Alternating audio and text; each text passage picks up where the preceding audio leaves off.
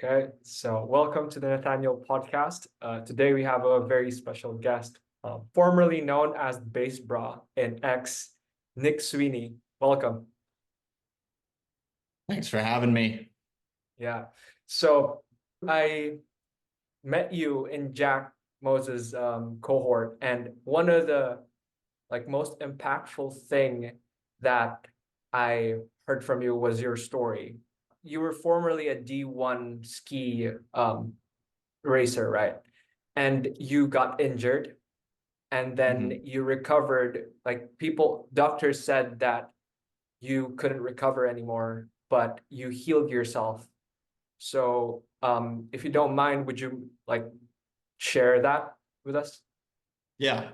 Yeah. I mean, I grew up as an athlete in Colorado. Wasn't sure what I was going to do, but I ended up becoming a cross-country ski racer. I skied for a year after high school full time and ended up getting a spot on the most notable, best cross-country ski team in the country for college, at least the most NCAA championships as a record. And skied for them for 2 years, had good fitness, was on a roll.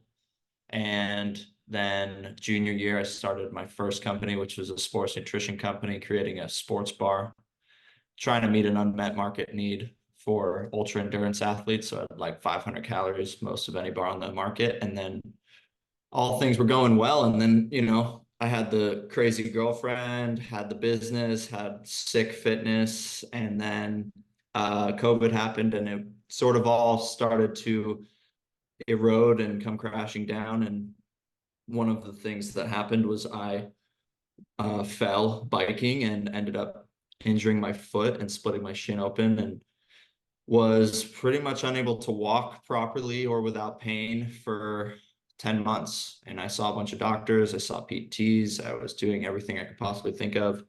And by October, it happened in May, by November, I saw another doctor and he kind of gave me the diagnosis of like, no one knows what this is. I think it's a plantar fibroma.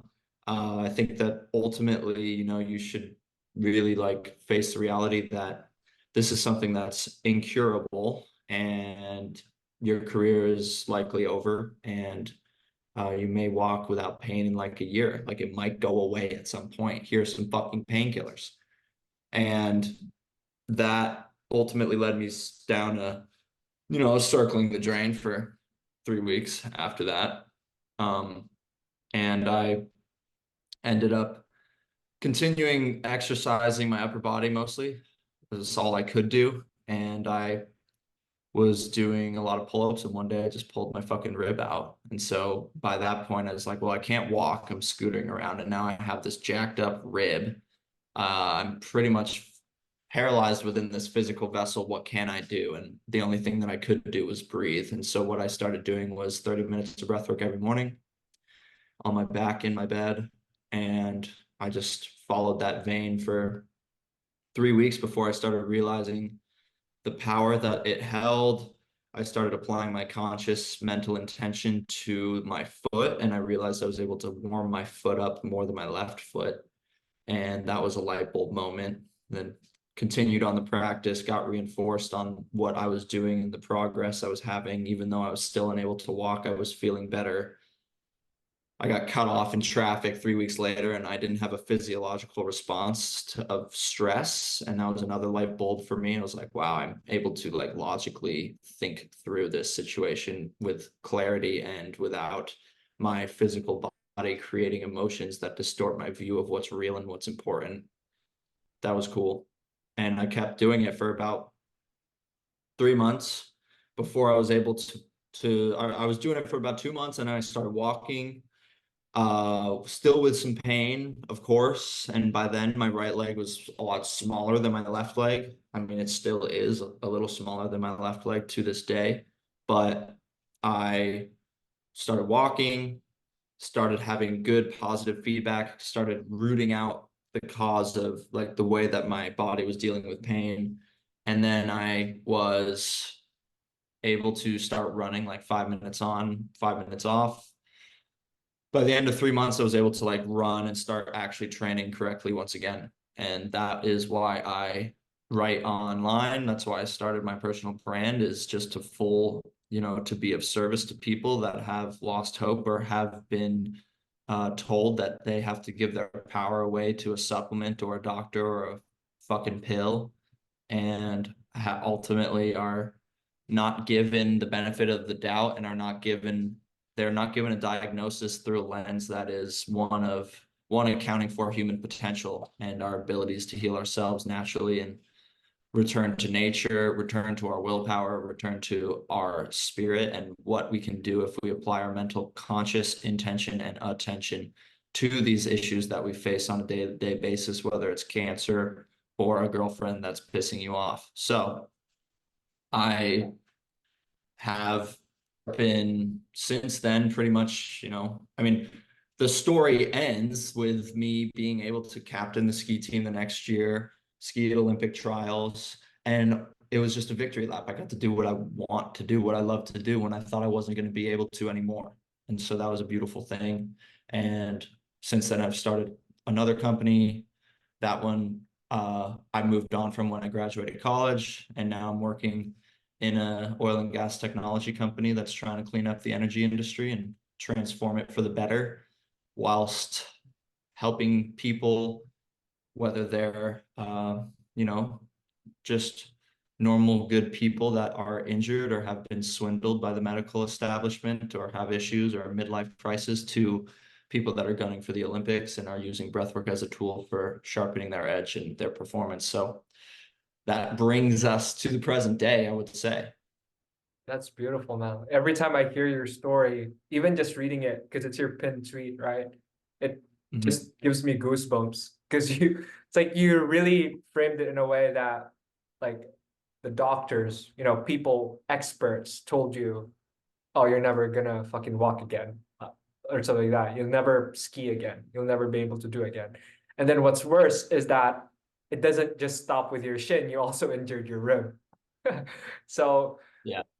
like, how did you find, well, you did breathing exercises, but considering that, it's like, how did you stumble across breathing? Was it just really you, like, thinking, oh, I can't do anything breathing, or did you see a video or a I book? mean, I was an athlete that was gunning for the Olympics Right. since 13 years old. And so also cross country skiing there's a lot of breathing involved in that. But it wasn't until I got to college that I started actually applying breath work for performance and recovery. And I just stumbled upon Wim Hof online, and then Joe Dispenza, and then James Nestor with his book Breath, and then all these other people and all these other experts that are in the breath work chamber online. And I used to use it just purely for performance. So I would use Right. it right before I would go work out. I would do the Wim Hof in my bathing suit in the dark, in the snow, outside of our cabin at night, the night before the race, and be like pancaking in the snow, doing what the rest of my teammates, I mean, none of them knew what I was doing, but like Well, it worked out for you. trying to beat them the night before. Oh, I And see. that it was never used as, it was used as a recovery mechanism for after working out as well. Like I try to downshift my nervous system, Yeah. but it was never used as a real resurrection of the soul and of the physical body. When the body was broken, it was always like, I'm at a high caliber, how far can we push it?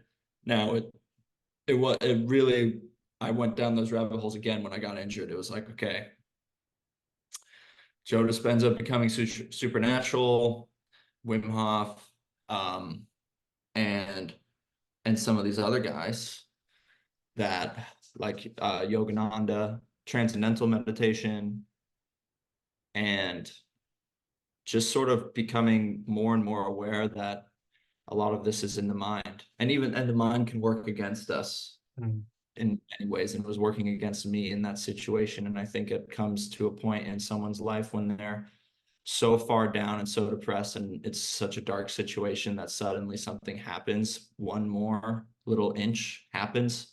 For me, that was out my rib, where Yeah. suddenly the trap comes out from underneath you. You have only fire below you and you have to go up. And for me, that was, I'm not going to be this immobile, decrepit vegetable the rest of my life. I refuse. I'll do anything. And that was the embodiment of my inhale. Every inhale that I took doing breath work was pure willpower to get me to a place where I could live again, to get me out of the darkness. And I really believe that now, like knowing what I know now, it can be used universally across so many different things. I don't care what it is. You most likely can benefit from applying your mental conscious intention and attention in the form of your breath. And that's what breath work really is. It's like your inhale is the purest expression of willpower. What do you really want to bring into the world? What do you want to become? You can embody that with a singular breath. And then you can embody that with 50 breaths, and then 100, and then 200. And you start programming, you start literally like grooving these things in your body and your brain. And it's just unlocking human potential at the deepest level, unlocking your truth. And that's what based is to me. It's your own subjective belief of what the highest truth is. What is based is what is approaching your highest truth as you deem it to be. And for me, that is the truth in my soul and my core, that I believe that I'm strong enough to overcome these challenges, being based on Mother Nature, getting my strength from Mother Nature, especially as a man. To get that from a feminine source, I believe, is where I have it's where I'm get my power from. And I think that, nature is in every single inhale that we have. Every single inhale, it contains hundreds of thousands of negative ions that have this cascading entourage effect within the body and the lungs. And you're grounding your body with every breath. And I think that like we're all connected. It's all part of one electromagnetic field, and you have the potential to change that reality, that field. You really do. It comes from within, comes from a decision. But if people can really absorb that and start to live it consistently on a day-to-day basis, then they can overcome a lot of the things that these fucking doctors will tell them they can't. So that's why I'm here. Yeah, dude. Every time you talk, it's just inspirational. I always get goosebumps, man. It's like you speak your truth. It makes me believe in my truth. Not necessarily that I agree to, like, well, it's not like I buy into everything that you say, but you make me want to seek my truth as well, my base truth, Mm. So yeah, I just thought of something while you were speaking. It's amazing how you like connect somewhat like a spirituality, metaphysical thing to a scientific thing, where you kind of like have this, you talk about electromagnetism and breath work and intuition. And are you familiar with Kerwin Ray? He's an Australian marketing strategist. So Kerwin Ray, I made a thread about him for a client, and I read or I watched a video of him. He actually explained it very vividly, like kind of like the concept what you said about intuition. So he talks about how you should trust your intuition, and he explains it in a way that atoms are like they're basically like what's this, like the protons and neutrons, and then they communicate to one another through electrons, right? And then electrons send signals to each other through photons, so it's like light energy. And then so we're all made of atoms, everything's made of atoms, and basically we're always emitting through the electrons of our body. We're always emitting this I forgot the term, but something like photobiogenic or biophotogenic energy. That's something like we're always emitting that, and everything around us is always emitting that. And so our intuition, like not our brain, but our intuition, it is connected already to the world through each electron that we have in a space. Even like all across the globe, we're already connected to that somehow. And your intuition, like what you said earlier, it's connected to a higher form of intelligence. And trusting it is important because it will lead you to where you're supposed to be. But most people don't trust their intuition because it's like, for example, they want a certain thing. So for example, they want to become like millionaire. And then their intuition kind of hinders them from becoming a millionaire. Like their intuition said, okay, take this leap, become an entrepreneur, and then it doesn't work out. They give up. They say that, oh, my intuition sucks because it didn't give me what I want. But then they forget again that your intuition is part of this higher system of like a bigger system, this world, so many electrons. And you're thinking that you're greater than the world. You want to take a hold of the world when you can't. So yeah, he concludes it by saying, your intuition is your most powerful tool because it connects you to everything else in the world.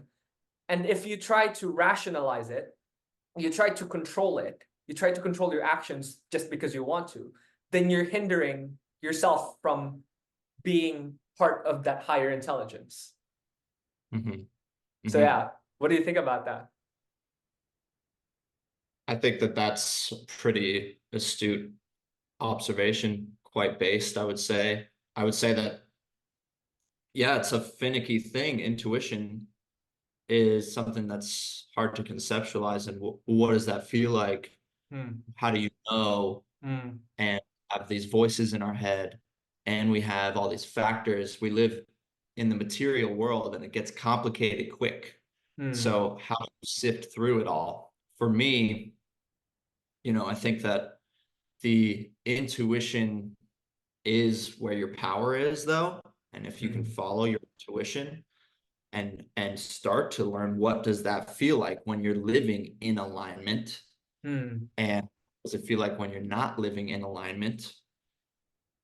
Then you have the power to really start to live the life of your own highest truth, and the life you really desire in the core of your being will unfold before you in an effortless, frictionless way, versus the guy who, flies through his life with a chip on his shoulder, with something to prove, with some caught up in his own ego, that he is the center of the universe and that his actions are ultimately the only thing that matters. I think that that's where people can get lost and disillusioned and ultimately thrown out of alignment. And I think that becoming aligned, like first part of it is self-discovery. Like you have to sort of lay out, okay, here's my love letter that I wrote to myself. Here's my I'm a piece of shit letter that I wrote to myself. Okay, now that we have all this shit on the table, we're able to clear, now that we see it, we can accept it, and then we can begin to clear it off the table and love ourselves and becoming more, especially as men, in tune with our heart, so that when we then are in alignment, we're able to listen to the whispers of our heart, and then we're able to manifest and live and feel as though we are already living the life that we want to live, which is fucking all manifestation is. It's just believe and feel as though it's already happened. Well, if you can be in alignment and really believe that you have it all, like I am a millionaire right now. I'm a billionaire right now, but I'm not, but I am. But it's not a monetary thing too. Like for me, it's less like, okay, you want to get into alignment, you have to set up something first. You got to figure out who the fuck you are a little bit. Introduce yourself to yourself. Okay, got it. Then why do you do anything? Start writing that down. Why do you do anything? What is the North Star? My book that I've been giving out for free that I used when I was in college, and it's been now etched into my mind, is called Polaris. And Polaris is another word for the North Star. And I think that it's very important to write down, what's your North Star? What is the grand vision of your life? What do you really care about? What's your value hierarchy? What are your principles? What are your goals? What are the milestones to get to those goals? What do you loosely want And a lot of people loosely want like personal freedom, security, safety, and to have an impact. Okay, great. And then what's the purpose of it all? What you want to have a purpose that's bigger than yourself. That's kind of step one. Otherwise, you're going to be center of the universe, and it's going to be really hard to follow intuition because you're going to not be tapped in and you're going to be out of alignment. Yeah. So you can believe, okay, this is why I do anything. This is why I started my Twitter, because I realized the power of the breath and the power we have of our minds. And I want to give that to other people because I think if we all get better, everyone else gets better and the world becomes a better place. And that can work in perpetuity. But it starts with me having to sit down for 6 hours with my Polaris document, the original one 5 years ago, and be like, who is Nick? And it literally started with me being like, Nick is a student at blah, blah, blah, who does blah, blah, blah, and he owns a road bike and he owns a MacBook computer and da, da, da, da. And then like that third person, the story of self, the self-author story allowed me to go deeper and deeper and deeper into what he cares about, what he wants, what does he believe. Another exercise for someone is like, write out what you would want your dad or your mom or your friend or your wife to say at your funeral. What's your eulogy? And all of these things can illuminate what has been hiding in the corners of your desires that you really want. And once you have the self-discovery, you can start really playing in life in a powerful way. And once you have your North Star, okay, we discovered who we are. Now we wrote down what our North Star is explicitly on paper. We know it's there. When I step out on a ski race, I know why I'm fucking skiing. I'm trying to win. Okay, great. Why do I have to get so caught up and project myself from this present moment into the future and ultimately suffer from the distance of that tension? Fuck. If you have a Polaris, if you have a North Star, I love how you laugh at what I say. Just keep going. Dude, it's good, dude. But the most important thing for me, because I was in that fear scarcity mindset, go, go, go, I need to be better. I'm not good enough. Da, da, da, da, da. Well, I got second in that race and then I was really hard on myself and then I won. So I think I'm just going to keep being really hard on myself because that seemed to fucking work. That's the trap. I'm going to be really hard on myself and then I got $1 million. Well, that seemed to work. It seemed to work, but did you enjoy yourself? Did you look back and feel deeply satisfied with how you live? Did you get a deeper connection with God and yourself and your loved ones? Those three things, if those aren't being met, what the fuck are you doing? And so Polaris, writing it down, what you want your life to kind of look like, allows you to detach from it. And if you can then detach, you can then be present. And the present moment is the seat of personal power. And if you can sit in the present moment, you can then know what is the intuition saying? What are the whispers of the heart? What is my heart feeling? Getting out of your mind and into your body is a big part of this. Getting into heart-brain coherence, that's alignment. That's a big part of this. And that can only be done if you're present. Can't be done if you're projecting, oh, well, I want this type of car in 30 years. And then I also want this type of girl. And I want to have a house here. And it's like you're manifesting 30 years in the future versus how can you feel the way you want to feel right here, right now? Because you can feel that way without any of this societally programmed materialistic garbage that you think you need in order to be happy. So I can sit on my pillow in the morning and feel like a billionaire and have faith in the fucking universe and faith in the field that money is not going to be an issue for me. Right. Because I feel it in the moment. And that's how I've chosen to operate in the world. Okay, some people are like energy, manifestation, consciousness. Like, I get it. I get where people have hangups in it because I'm also like a businessman and I got to work in the material world and shit's not, I can't sit there in the meeting and get the investor to send the fucking wire. Like, he has to have a discuss. We have to work through shit. Okay, that's great. But when you're on your own time, what you're doing behind closed doors is really important. And how you're showing up for yourself before you show up for the world. And if you can get into brain heart coherence, and start being aligned, following these little, I had a mentor describe it to me like you, a lot of these intuitive things happen in either feathers, bricks, or Mack trucks. Wow. What does So that mean? in a moment like a feather, right now, anyone could get into their peripheral vision, whatever they're looking at right now, that could unfuse their attention and their awareness and look at the entire field in front of them, let go, see the whole field, relax, take a breath. Okay, now get into your gut, get into your heart, and then think of what you want to do. Think of the decision you've been trying to make. What is that feather? It's pushing you in a certain direction. It's lightly, gently pulling you in one direction. You can usually get in touch with this, especially in the meditation or just in any one moment, though, too.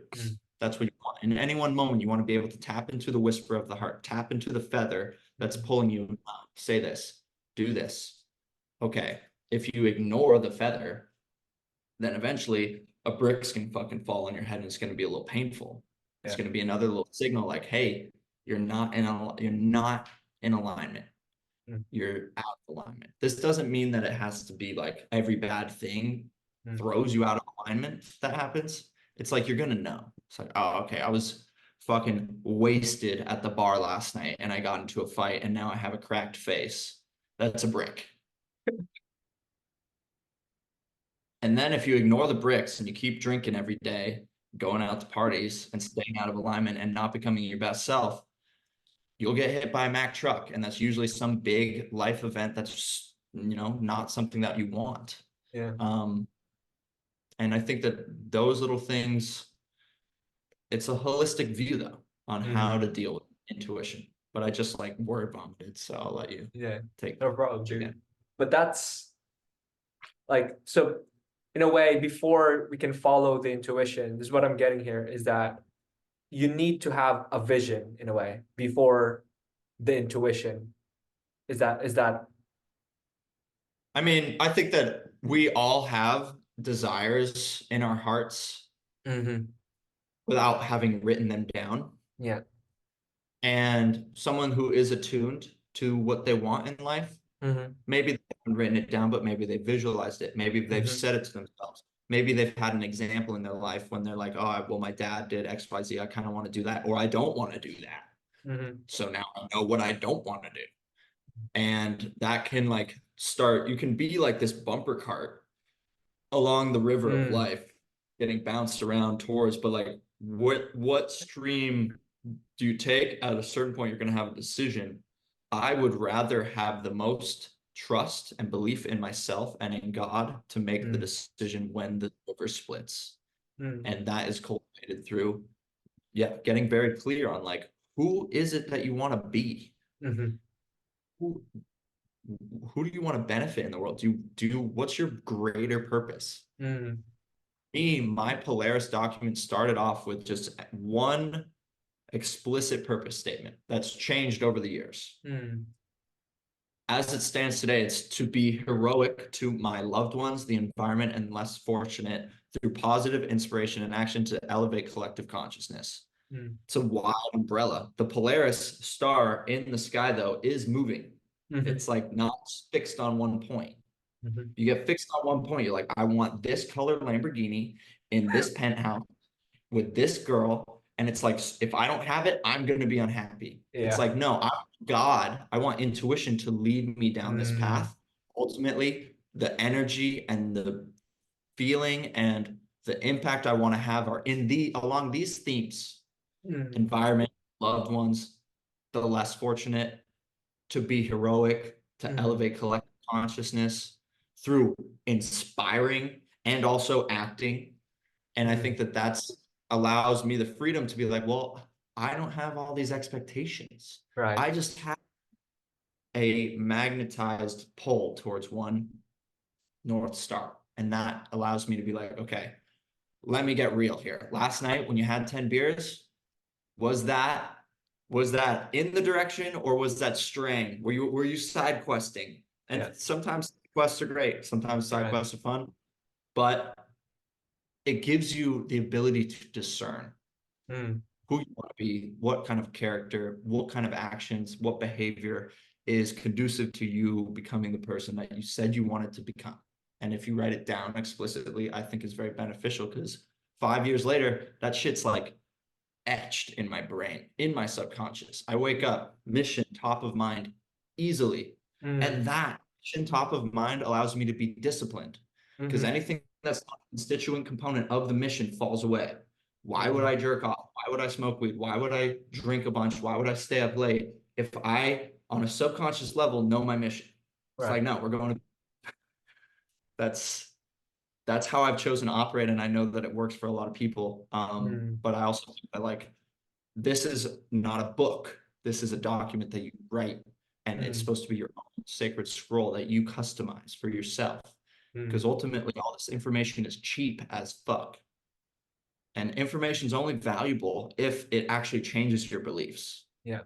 So you could read a book about everything I'm saying, or you actually apply yourself to a sacred document, and maybe that action acts as information that Mm. changes your lives. Just like Right. when you change habits, it changes your identity. Yeah.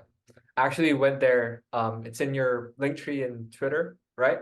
It's the newsletter Yeah. tab in the link tree. You can get the free PDF. And I have a funny story about that, if you don't mind me sharing. Yeah. So just to connect what you're saying with my life, when I was a kid, I always thought like I want to change the world, just because I felt horrible as a kid. So I shared my story in the DM with you. It's like my father left before I was born. My mother was ashamed of an accident child, and my identity was changed. It was a crappy childhood, man. Like I didn't have friends. My family was always busy. I had to like be alone. Yeah, it was lonely. It was cold. It was crappy. Uh, yeah, but I had this willingness in myself to like change the world. I was like, I want, like, I don't want any other person to live the same way I did. Like I had that thing in my brain. It's like, I don't want this to happen to anyone else. But so that was kind of like my Polaris.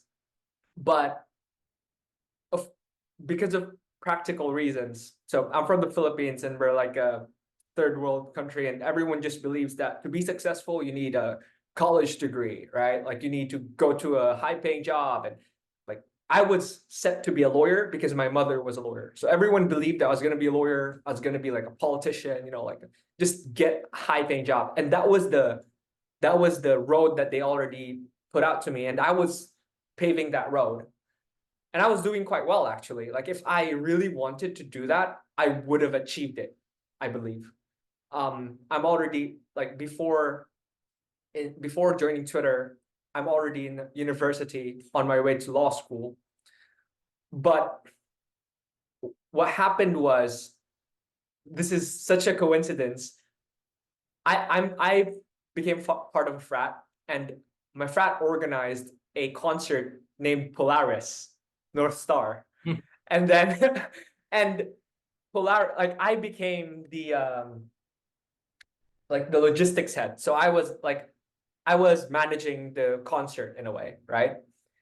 And because I was managing this concert, my vision just shifted, like instead of focusing too much on just the road that was paved for me of being a lawyer, I was like, my vision expanded into, oh my God, there's so many things that I could do, not just study, go to school, do this and that. Like I could get opportunities through just networking, like attending events, meeting new people. And then my mother didn't like that. So she didn't like the fact that I was going out late, that I was, doing all these things that didn't align with her vision for me of going to law school, right? Because she sees that as a distraction. I see it as an opportunity. And so I continued doing it.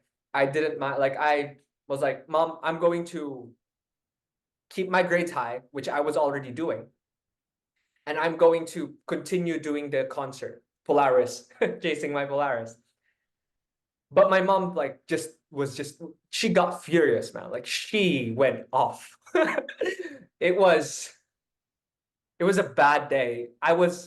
We got into the call and she just like yelled at me, was so mad that I was out, that I was not spending too much time at home, that I was, spending much more time outside than at home. Because before I would just go to university, home. And I just told her, well, this is like, I have to do this because I'm the logistics rep and I enjoy this. And when I got home, she just told me like, I need, it's either I leave the concert, like I don't do Polaris, or or I go out of the house. So it was like, I follow Polaris or I follow her vision. That's it. And I was thinking at that moment that I didn't even want to do law school. Like it was just a path that was given to me. And I don't know, I guess also the kind of like, I'm gonna be honest, a lot of resentment came in because of, the past, like my family, and just again feeling like no one supports me, that I'm all alone, that no one loves me. All that resentment just like made me say, okay, I'll just do the Polaris thing. So I actually left home. I had a girlfriend at that time. She's still my girlfriend now. And I lived with her. So I went to like her house, stayed there. And then it was just full of uncertainty because, dude, I didn't even have a job. Like all I was doing was this Polaris thing, going to university, like nothing. I had nothing. Like I was just a broke college kid who was doing a concert with no money, no job at all. But um, I just I don't know what made me do it, but I decided to just carry my cross. That's how I believe it to be, because I feel like so many things in my life were out of my control, but the responsibility was put into me. It's like I was being blamed for things that didn't happen, and I was carrying the burden. And I've been reading a lot of masculine figures like Jordan Peterson, David Goggins, Joko Willing, these people, and they just talk about like taking responsibility of your life. And so at that moment, I was just like, okay, I'll take responsibility. What do I need? I need a job. I look for a job. I got one. And then I continued doing college. I got a tattoo in my back actually as a symbol of that. So I have a cross tattoo in my back. It symbolizes that I'm not spineless anymore. I stood up to my mother. I stood up to my family. I carried my cross. That's why there's a cross there. And then the third one is God has my back, because Jesus in my back. So that just gave me the willpower to push through. I did night shifts. I worked from 8 p.m. to 4 a.m. And then I still continued. I did college. I went to class like 11 a.m. So most of the time I averaged 4 hours of sleep. Actually, like one year, there was a year that I just averaged 4 hours of sleep. But eventually, I was able to discover Twitter, and that's a whole other story of its own. But now I was able to close the client. I don't work the job anymore.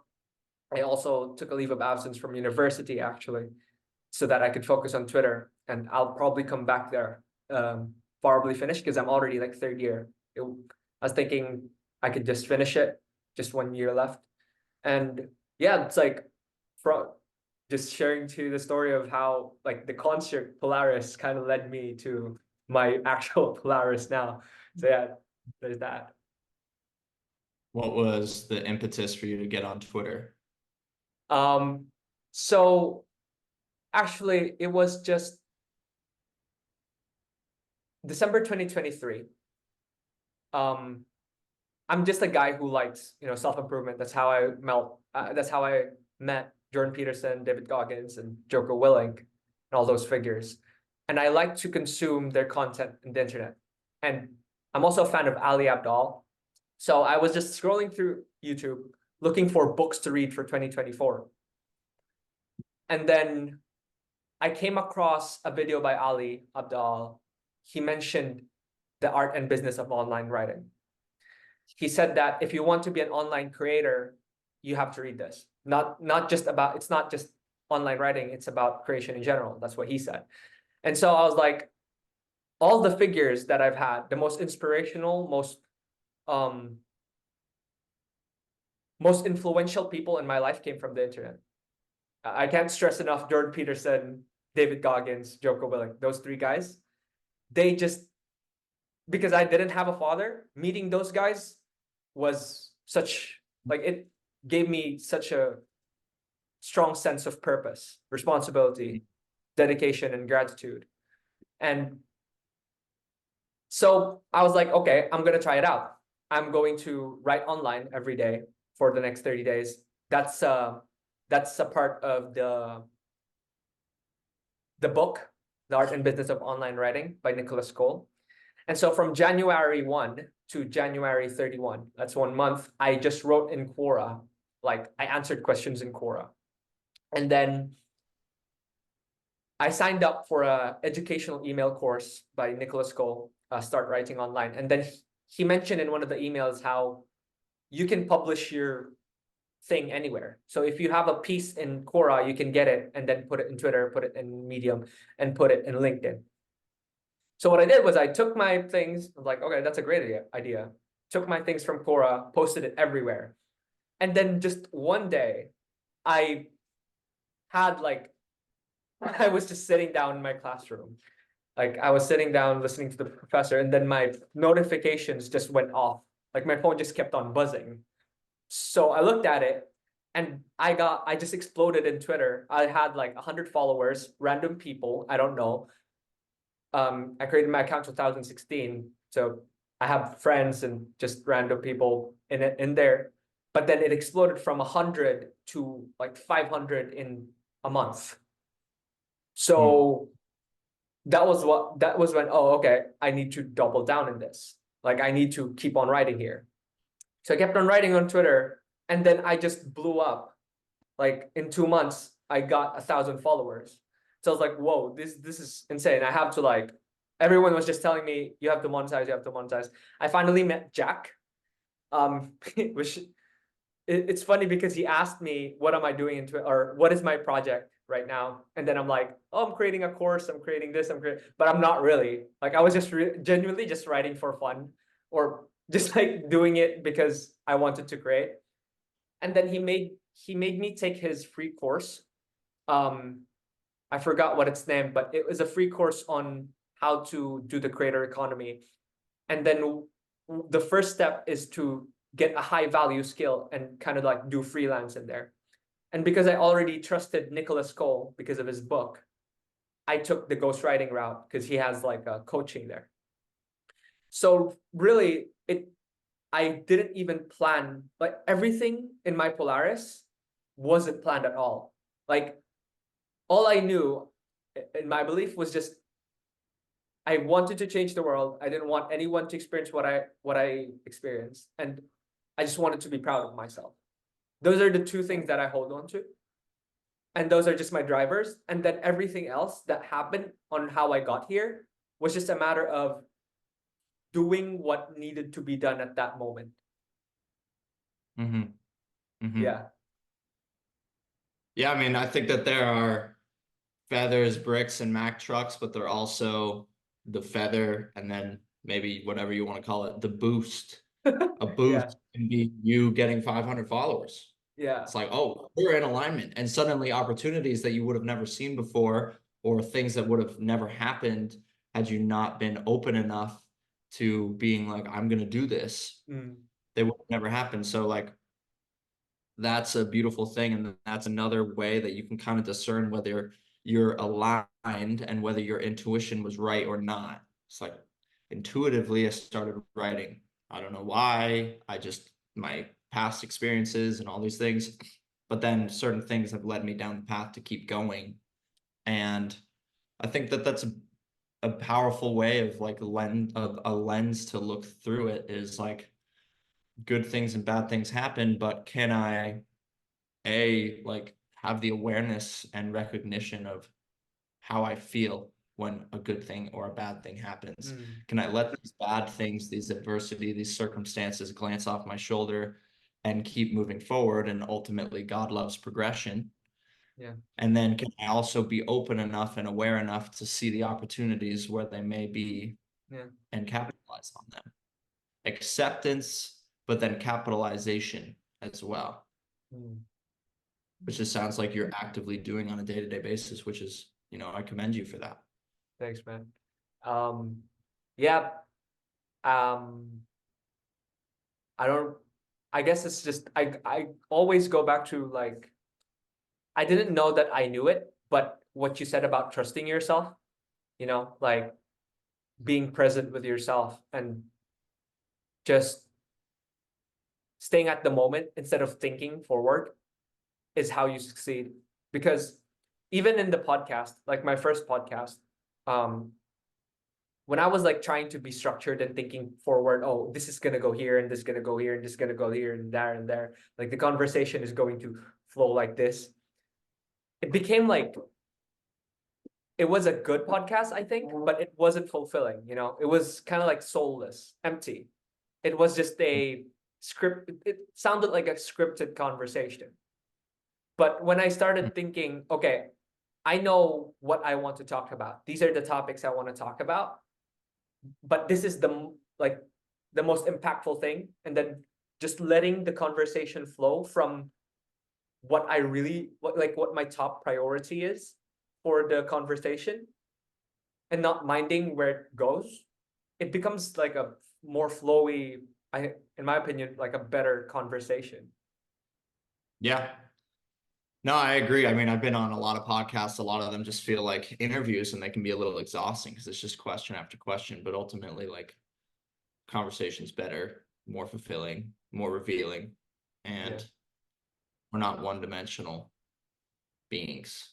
Right. And that's why I think the creator economy is working. And I think that that's where the ball's headed overall, because people know that a person, like, they want to connect with people, especially amidst the AI revolution and all this stuff. It's like, who is this person really? Which is why I post unhinged shit and memes. And like, I splatter my personality all over the timeline, because I'm like, if you vibe, we vibe. If you don't, I don't, because otherwise I will be contorting myself into some inauthentic way in order for eyeballs and money. And that's one sure way to get yourself out of alignment. It's like, I'm here to help people, and I'm here to be myself. And I believe that my truth, my based message will help a lot of people. And it is my ethical duty then to be out there creating and affecting people and having an impact. And I think that that's like a powerful lens to look through it, is like, I'm here to help people. I'm not here to self-aggrandize. I'm not here to feed ego, even though that's usually the trap that a lot of people fall into, and I fall into it as well. It's like, oh, you're building an audience? You mean you're building external validation? And that's, sometimes the way that it goes for, I know a fair amount of people that have like preached so much of something to the point where then they start practicing it and really embodying it. The person that they wrote about is now them, which is powerful, sure. But can you get yourself to a place in life where you are so sure of yourself, you believe in yourself so much, you love yourself, you trust yourself, you believe you're with God in your actions, then can go out and really create something that's powerful and special and empowering for other people. And for me, that's like high performers that are operating under these complexes of fear and scarcity and lack. And I need to, I should, I have to, I don't have enough of. All of that can be completely dissolved, Mm. and then you get into a positive feedback loop Mm. where you're able to feel the way you want to feel, and then the way you feel feeds the way that you want to feel in Mm. life. And so I unfortunately have to run shortly, but yeah. Oh, okay. So, um, I like to end my podcast this way, just to know you more. What Okay. are the five like resources or like authors, podcasts, books, any resource really that you think shaped your personality, your career, like your personhood? Mhm.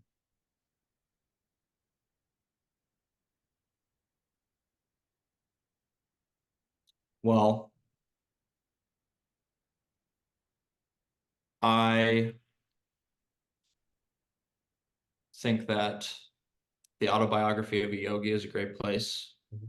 to start to view the world in a way that is all encompassing and believe that we are all have the ability to truly tap into source and truth and goodness and all that is good and beautiful and in the world, and it gives you a lens of what's possible with the mind and body as well. Mm. And it also gives you this sort of, it gave me a ability to just believe that, like, you know, all of this is so fleeting. We're gonna die pretty soon. It's a blink of an eye. It goes by real quick. So like you don't have to take things so seriously and to be engulfed in anxiety and fear and just not loving yourself is usually really unnecessary. Mm. Um, and so that's one. Becoming supernatural can give you real like tools on how to unlock yourself from ways of thinking, from injuries, from diseases. I think that's Mhm. really powerful. Honestly, like Soma breathwork on YouTube or the Wim Hof method course, Mm. like learn how to breathe correctly. And if that means doing the Wim Hof method, which is resembling panic breathing for 30 days, like people harp on Wim Hof. That's what fucking healed me. So I'm for it at the moment. But I also think that people overdo it, people do it wrong. Like there Right. is online. I would say that like fuck all the books, actually. Fuck all the podcasts. Stop trying to get information from something else. Right. You're one step removed. Mm. You know, if you connect with yourself, you don't need more information. Information is cheap. Mm. It's useless unless it changes your beliefs. So Right. what is going to change your beliefs? I would say, fuck all the books, fuck all the podcasts. What activities, write it down. What's the one big thing that's fucking me up in my life and keeping me out of alignment and out of touch from my intuition? What's the one big thing? Usually you know what that is. Okay, write it down. We're not doing that anymore. And if we miss, we don't miss Forgive. twice. Have compassion for ourselves Mm. and we let go. But in order to start moving forward, it's not going out on the internet, seeing the laundry list of things you should be doing, Yeah. writing down a laundry list of what you should be doing, the dopamine detox. I'm gonna not smoke weed. I'm not gonna drink alcohol. I'm gonna go to bed at this time. I'm gonna wake up at this time. I'm gonna eat these things. I'm gonna do this practice. I'm gonna exercise this much, blah, blah, blah, blah, blah, blah, blah. And then you have one ice cream cone and everything comes fucking crashing down. And you cave on everything. Focus on one thing, one non-negotiable. Right. And then once you've nailed the one Yeah. thing, Do okay, another one. I stopped smoking weed for 6 months and now I feel like I can do it again every now and then. Boom. All right, now what's my other one big thing? Mm-mm. I need to go to bed earlier, whatever it is. Mhm. That's what I recommend. And then, yeah, all these tools though, like an autobiography of a yogi, becoming supernatural, breath work courses online, Mm. Soma, Oxygen Advantage, the Wim Hof method, Buteyko, Bastrika, all these different types are really helpful because you can then start operating your body in the right way. And then that's going to help you influence your mind to start operating in the right way. And I'll just look at my book stack, I guess. Uh, I mean, a lot of books, I'm like, I don't fucking, I didn't get too much out of it. Uh-huh. Meditations by Marcus Aurelius. Mm. That one's pretty good. Man's Search for Meaning. That one's pretty good. Mm. And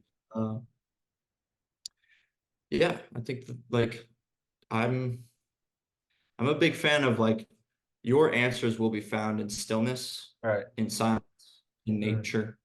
Your intuition will be felt in the body. If you get out of your mind and into your body, then you're gonna start you'll feel the feather pulling you in Mm. one way. And that is the most empowering lens, I think, as well. Your suffering is not going to necessarily be solved by some podcast or something you see online. Like Uh-huh. you have to conquer yourself before you can conquer the universe. Yeah. Yes, you can go through life and with a chip on your shoulder and make a bunch of money, but then you're going to get spit out on the other end and feel like shit.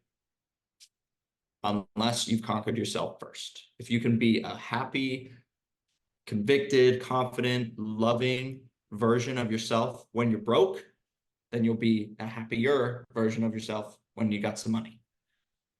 Right. So I would just sum that up as mindset. Change your mindset. Don't give your power away. The Don't power give your lies in power away. nature, your mind, your Mind. thoughts, your breath, Mm. and in quieting the mind, quieting the body, getting still, and letting these things come to the surface and trust yourself. It's an act of Yourself. trust in that. I know, I know that when the time comes, when the decision comes, when the thought comes during meditation, I will have the ability to know the right Execute. answer. Mm. Gotta be belief.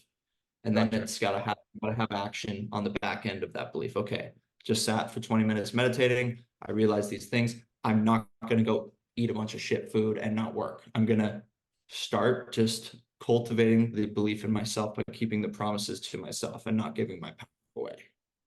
Okay. That may have Mhm. changed my question.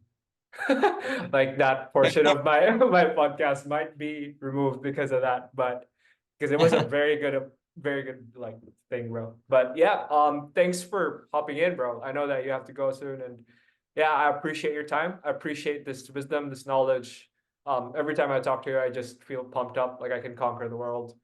You make me like find my base truth, bro. So yeah. Thank you, bro. Thanks for having me on. And, if anyone wants to follow along, I'm at Based Ethos on Twitter and Instagram.